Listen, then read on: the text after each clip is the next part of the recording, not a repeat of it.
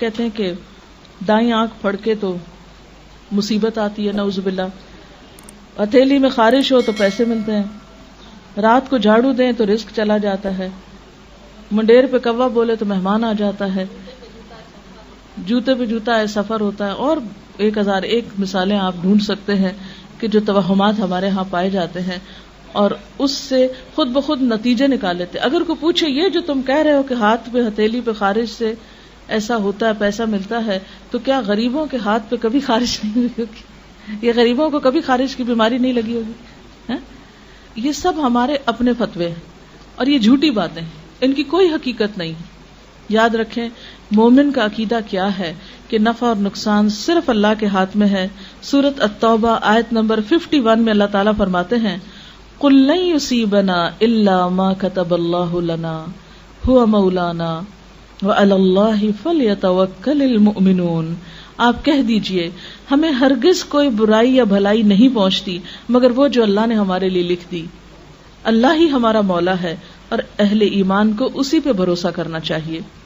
اور جہاں تک اس بات کا تعلق ہے نا کہ یہ جو انسان کو ڈر ہوتا ہے کہ کوئی مصیبت نہ آ جائے یا کوئی تکلیف نہ آ جائے، تو اس سے بچنے کے لیے حفاظت کی دعائیں موجود ہیں جو صرف سفر کے مہینے میں نہیں سارا سال پڑھنی چاہیے. صبح و شام کی دعائیں جو ہیں، مسنون اذکار جو ہیں، جس میں اگر باقی دعائیں نہ بھی آتی ہوں تو آیت الکرسی چاروں کل صبح شام پڑھ کے اپنے پر بچوں پہ دم کر دیں، انشاءاللہ بہت سی حفاظت کے لیے کافی. اسی طرح سورۃ البقرہ کی آخری آیتیں آمن الرسول سے آپ صلی اللہ علیہ وسلم نے فرمایا جو شخص شام کے وقت ان کو پڑھ لیتا ہے وہ رات بھر کے لیے اس کو کافی ہو جاتی، کوئی بلا ولا نہیں اترے گی، کوئی مصیبت.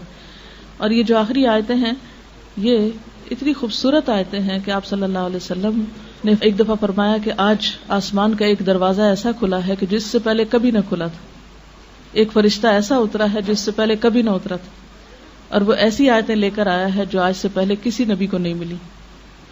اور وہ اللہ تعالیٰ نے زمین و آسمان کی تخلیق سے بھی 2000 سال پہلے لکھی تھی یہ آیتیں. آمن الرسول سے آخر تک عرش کے خاص خزانے سے یہ آیتیں ملی ہیں ہم کو، ہم سے پہلے کسی امت کو نہیں ملی. تو اگر آپ مغرب کے وقت نماز میں ہی مثلاً اس کو پڑھ لیں، عادت بنا لیں، یا کسی بھی وقت رات کو سونے سے پہلے پڑھ لیں، آیت الکرسی پڑھ کے چاروں طرف پھونک دیں، تو انشاءاللہ اللہ کی حفاظت پہ آپ رہیں گے.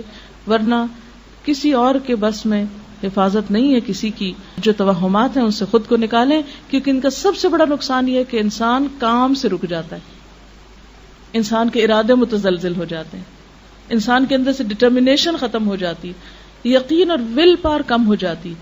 تو اس لیے ان چیزوں سے بچنا بے حد ضروری. تو اللہ تعالیٰ سے دعا ہے کہ اللہ تعالیٰ ہمیں ہر طرح کے توہمات، بدشگونیوں اور ایسے گمان سے بچائے اور شرک سے بچائے کہ جو انسان کے اعمال کی بربادی کا ذریعہ ہوں. وآخر دعوانا ان الحمد للہ رب العالمین.